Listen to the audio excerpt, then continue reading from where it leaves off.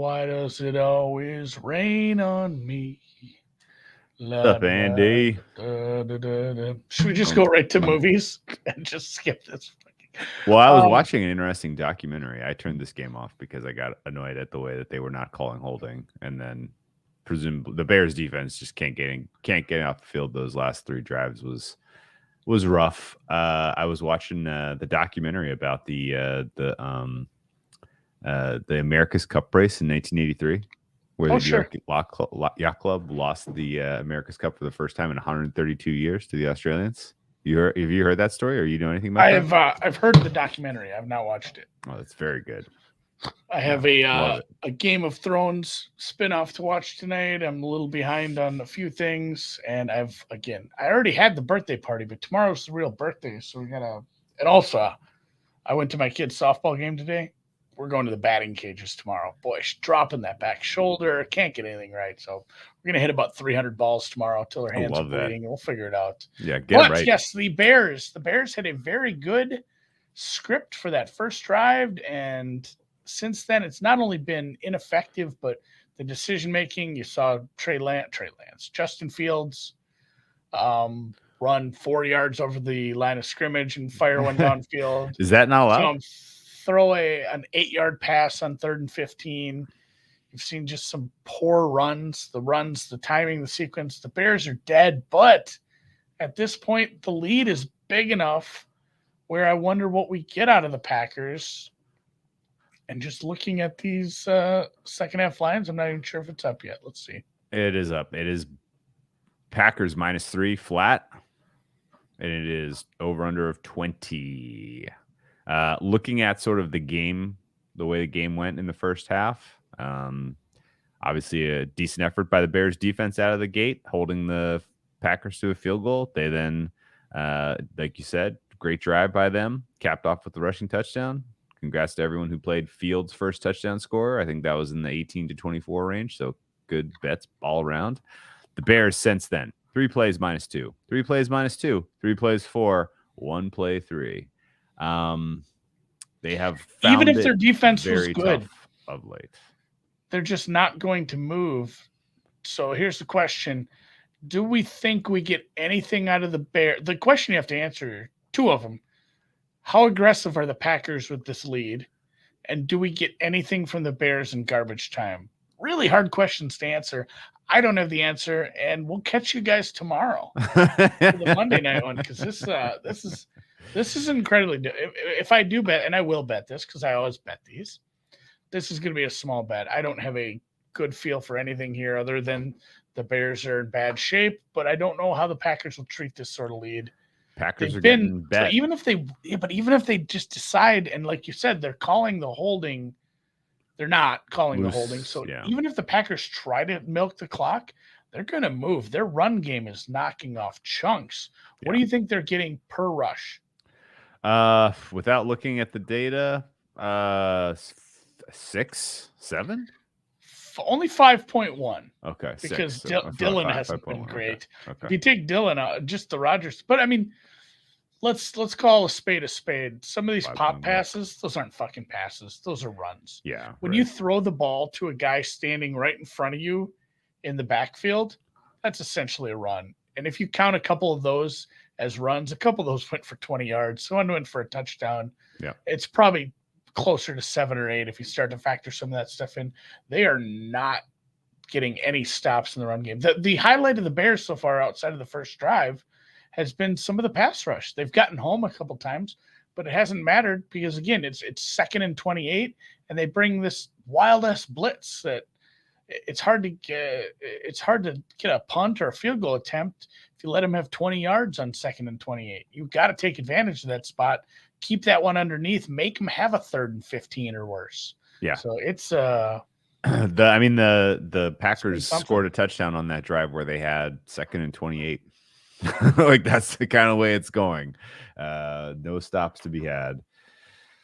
I really just don't have an appetite to bet anything Bears in the second half here, and that's what you need if you're going to get to 20 points. So I think under 20 it is. I don't know that the Packers are going to be super aggressive in terms of going for it.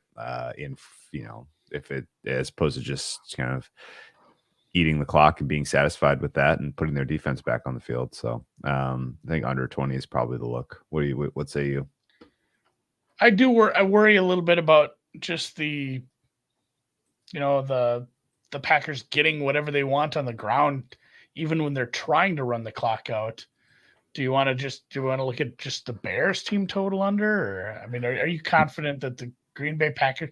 I worry that it's just going to be 21-0 second half. I'm almost leaning just Bears or Green Bay second half and laying the points with them, even though they have no. They get the ball second, so they're going to get great field position after the 3 and out. Yep. Is that what some of your thinking? Yeah, I just don't. I don't understand what sort of adjustments we're going to see from Chicago to get this offense moving. Yeah, I can't imagine. So I'm going to play a little bit on these are. I like under 20 better than Packers -3. Okay, these are small. This is how we win a bet. Whichever it one could be a hits. 3-0 second half Packers. I don't think the under for the full game is dead yet. Sure, it's not looking good. It's on life support. But yeah, third quarter under is an interesting look out of the half. I'm put a little on both. I think I don't think I think this could end 27-7 like the Seahawks game. We'll have 2 27-7s today. So that 34 points. I'm dreaming, but I think that's in play. Both the Packers and the over, or excuse me, both the Packers and the under are taking a little steam. Okay. Any kind of additional thoughts as you've been able to digest more of what happened in the early games? A lot of blown leads. Superstar potential young star gets hurt for the season. Not a great day for the NFL in general, I don't think. Still entertaining though. Like they're showing the replay of the fucking fumble at the end of that Raiders game. And Hunter Renfrow clearly concussed on that one. Another great, love it when a concussion leads to the game-ending touchdown.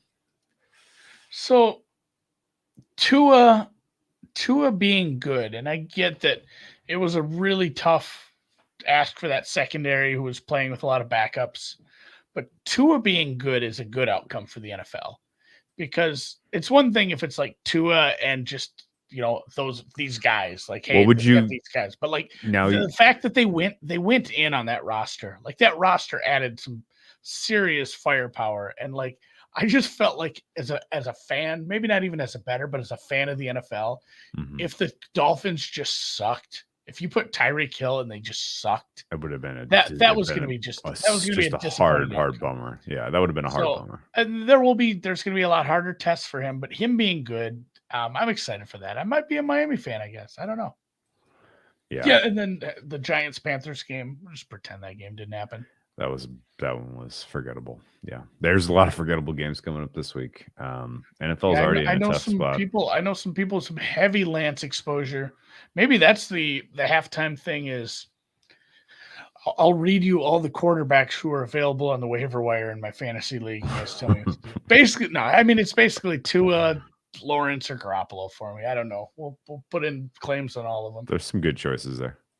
Yeah, I think Lawrence is probably the highest upside with the get a lot of points for running. So what you saw from Tua, I mean, I'm trying not to put my teal colored glasses on because I've had a bet on them, but you thought that was a good performance from him, all things said? I didn't like that it took putting him in that kind of game state to get there. Yeah. Like they looked a little rough at times, but it's still early in the Tua Tyreek Hill relationship. If they can build on that, I don't expect 6 touchdowns every week, obviously, but if they can build on that, and Tyreek is just, they're finding ways to get the ball in his hands efficiently, quickly, and in the right spots. Like, how does this fail? Too big to fail. This is Lehman Brothers South. That turned out all right, right? Of course, absolutely. I mean, some of his throws have touch in general. There were some great plays though by his wide receivers and the tight end that I thought were a bigger factor. Like I think it was a Gasecki touchdown that like looked like it was he snapped a throwaway out of the air at one point. And yeah, Tyreek Hill just cooking the Ravens like we've never seen that every single time he's played them. It's I don't know. I'm not going to overreact and put Tua in the same level, but I do think the Dolphins, realistically, fourth best team in the AFC. Not crazy.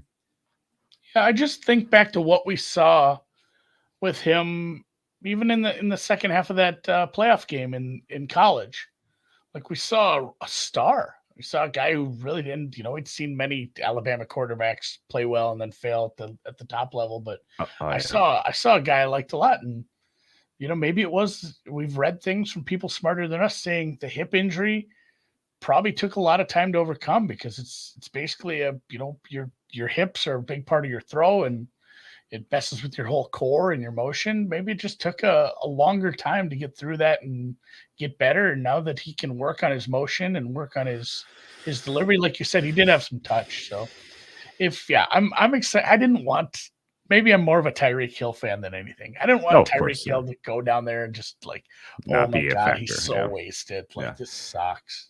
I like AJ Donaldson's point. Just hoping for some Gary counting stats in the second half. 3 or 4 sacks from Gary would be just fine by me. That's fine. I just don't know if they're going to have enough off defensive snaps to make it happen.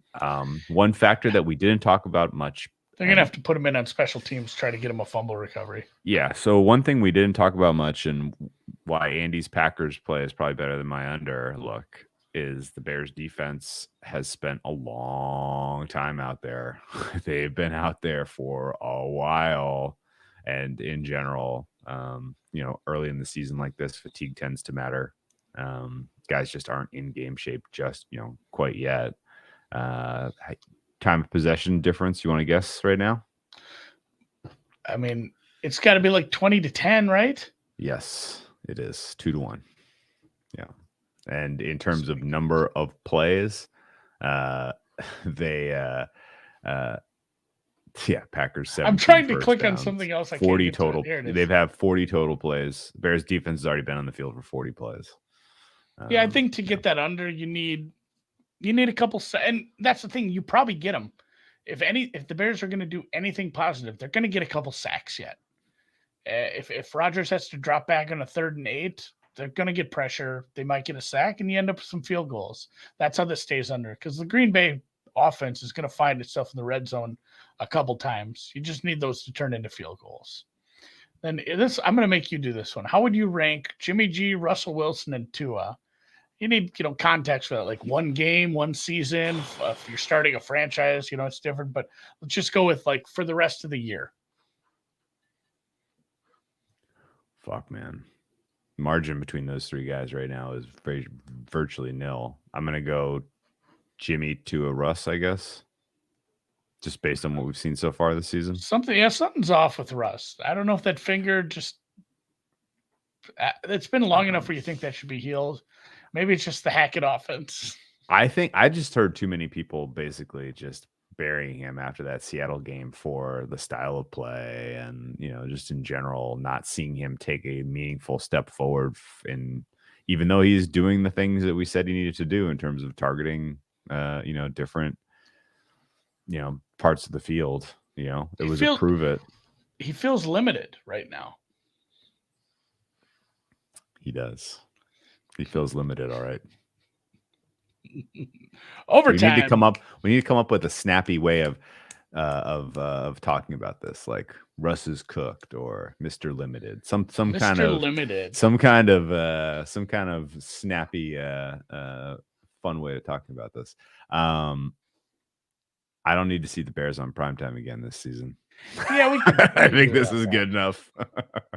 Is there anything splashy, positive you want to say about the Bears after based on what you're seeing out there? Anything about the rebuild that excites you? Is this a 1-16 type of team, or? I mean, I hope so. I bet they're going to be season win total under. They're going to be plucky at some games. Robert Quinn still has a little in the tank. Roquan Smith is good. They're getting, they're getting something up front. I think, who is it? Who has two? Travis Gibson has 2 sacks. Congrats to him.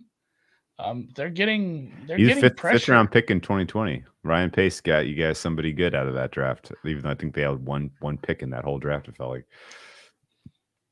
Yeah, Field I think sacks by Rashawn Gary. Oh, there's a Rashawn Gary. Yes, AJ, bang, Jeff, bang. Sweet. Let's. I do got to go home, and also my wife is making some sort of birthday breakfast. I think she forgot some groceries in my truck. I have to go look for that now. She's freaking out. But let's touch on award markets real quick. Yeah. Did anything change for you at the top? And we haven't got to see Josh Allen play. We haven't seen Buffalo play. Let's assume Josh Allen cooks, does what he does. Yes. Because it's still pretty similar at the top. I don't think. Gap now. There's a gap. Actually, I will say this. In my mind, there's a gap. Mahomes made so many plays in that Chargers game that could have been turnovers. And I don't know if that continues or if he has, a game where those do become turnovers, but that's real. Herbert's a little farther down the tier now just because he's lost the head-to-head to Russ. And he's likely injured. He's like, that's not going to help him long term. That's not good. I will also say though that the Chiefs, one of the cases not to bet Mahomes for MVP was because the AFC West was going to be such a gauntlet, right? Like the idea of the Chiefs getting the 1 seed was a hard sell. It was tough to believe that. And they have 12 wins, 11 wins, sure. Yeah, the Chiefs playoff team, sure. But like just the idea that there was going to be a multiple win gap between the Bills and the Chiefs was pretty likely in my mind. Yeah. And so, now that's not really. I don't feel the same today that I did preseason with the coach of the year. We haven't seen Kevin O'Connell coach yet. If they beat Philadelphia on the road, I think he's your favorite. Yes. And then 2 is McDaniel. Pretty much co-favorite, but McDaniel took a big step forward in that. Dan Campbell back in the discussion a little bit. Dan Campbell, not only that, but what he did with that practice squad player and put him out there, the media doesn't forget shit like that. No, I don't forget shit like that. He's turning into a media after being an absolute fucking psycho. Where people are like, this guy is going to be in charge of other grown-ups. That's a bad idea. And then it's like, man, this guy is. I mean, now he's like. Beloved. Bears special team finally making a play. Good fucking job. Rookie of the year. Like we said, Wilson probably took a little step. I didn't track other receivers. We haven't seen a lot. What did Drake London do? London and Wilson were solid today. They were both solid. London looks like the number 1 target option for that Atlanta offense. He might just get volume. Yeah, it's very, very realistic. He got 8 for 86 and a touchdown today. He got targeted 12 times to Kyle Pitts' 3. I feel like I didn't hear much about Pickett. Pickens, you mean? Dubes had a little bit. Pickens, excuse me. Mm-mm. Still haven't really seen the opening for a quarterback yet, although Atlanta is 0-2. So there's the opening is starting to get bigger. And if Tennessee loses tomorrow, that opening starts to get a little bigger too. And that's, London, I kind of want London to win it. I like the kid. USC kid. Defensive rookie of the year. Aiden had 3 sacks. That's big because he was already anchored near the top. We took some Karlaftis, which I wish he had a bigger game. Still a big guy. I'm still happy with the 16-1. So we're sitting on Aiden. We're sitting on Karlaftis, and Aiden should be your favorite when that opens back up. Defensive player of the year, Rashawn Gary with the bullet. Don't even need to talk about it. No, Micah Parsons, man. Micah Parsons had was fucking nasty today. And again, I don't care really ultimately how the award gets awarded. Make no mistake, Micah Parsons is the best defensive player in the NFL right now. He's better than Aaron Donald. He's the best, and he's extremely young. And his raising the Dallas defense in that moment, especially considering what happened to them in week 1, was pretty huge. And he's gonna be a shorter price. Dotson too. I forgot Dotson for Washington. I don't know. He just kind of gets forgotten because the team. He's scoring, but he's not really producing. Yeah, key it yardage. was like 2 touchdowns on 6 yards or something last week. But yeah, he scored again. Pickens, the Pickens is drawing dead. I'm not seeing any Dotson steam. Like no one's talking about the guy. I get he scores, but I don't know. You kind of have to have the other counting stats, and some wins helps. Yeah, he's got 109 total yards. He's got 7 catches, but 3 touchdowns. So I don't know. I don't think I think realistically, considering the usage right now, the touchdowns aren't going to be sticky the rest of the season. He may finish with 5, 6. But the roles being crystallized, particularly for London, about usage are obvious. And as long as Mariota's the quarterback there, some of that's health related, some of that's, what are they doing as a team franchise? But that looks like a very solid connection and will continue to be fruitful. Offensive player of the year, Cup maintain his spot near the top. Jefferson needs to do it tomorrow to keep his, and Jonathan Taylor probably took a step back. He's out of the running in my mind, but still a lot of games left. That's a thing. Like he has a couple of 2 touchdown, 150 total yard games. He's right back in there. He's a known quantity. Who's you got to start paying attention to in that market as well. Aaron Jones, maybe. Jesus, he's just unstoppable. If Rodgers hates his receivers all year and Jones just gets like 22 touchdowns, that's a dark horse. Yeah. I was going to say Lamar Jackson. Yeah. 300 passing yards today, 100 rushing yards, threw for 3, ran for 1, lost. That's sneaky because I think they'd be hesitant to give him another like, hey, you're not the kind of quarterback we want MVP. Yeah. But we could give Josh Allen that, and we give you Offensive Player of the Year. CMC is a good call for a comeback. He had a good game. He had over 100 total yards, 100 rushing. He probably closed the gap a little bit on Sack. Yeah, if he stays healthy. Sack didn't have as good of a game. We got to call him Sake, although I like Sack because it's from. I like Sack because it's Saquon. Yeah. What does that leave us with? Comeback. Fired. You guys mentioned it. Comeback. Yeah. Saquon and CMC probably pretty high up there. First coach fired. Frank Reich whiffs. No. Yeah. No, it's Matt Rule still. It's still Matt Rule. And in fact, today's win for the Cowboys should probably flip the top of the board from McCarthy to Rule. Do you think? Yeah. Yeah. What does the Panthers schedule look like? It's not that hard. But they got the Saints next week. Home Saints, home Cardinals, 3 straight home games. I guess maybe I'm not betting on them right now. I don't like to bet short prices in that one anyway. Hopefully Hackett. The Bears have a lot of positive downs and just can't get off the field. It's tough, if Kingsbury wouldn't have had the bailout in the 4th quarter, I think he would have been a hot name. Just getting the shit kicked out of him 2 weeks in a row. Yeah, that would have been bad for them. He kept his ass off the hot seat pretty quick. And then like Hackett, it's hard to fire a coach right away, but the guy's and he won today. But the guy doesn't get it. If I'm that front office, I'm starting to like put lists together for next season already because it might just be hey, this is fun, but we're gonna just split. We got a little fumble. Rodgers fumbled. Yeah, this is how we get the under, Drew. I know. We need to drive down the field for 6 minutes over the ball. And you turn the ball over. The under has life. The full game under, like you said, not completely dead. It's not good though. We're still there are still 26 minutes. Yeah. This is still a game that closed 41 that had a live expected. 3rd quarter under 7.5. Someone brought up. The sneaky I was very Hef. positive for that. Hef, good look. Hef and a bunch of people, Hef included, sent me some good information on the Atlanta Falcons, who are doing the right thing. Did you see what our guy Brisket did? Yes, that was awesome. My God, he did like the full deep dive into airplanes and shit. Absolutely the best. That is the best. So it does appear that they will be heading to Seattle to practice up there. You know where I would practice? Right at University of Washington.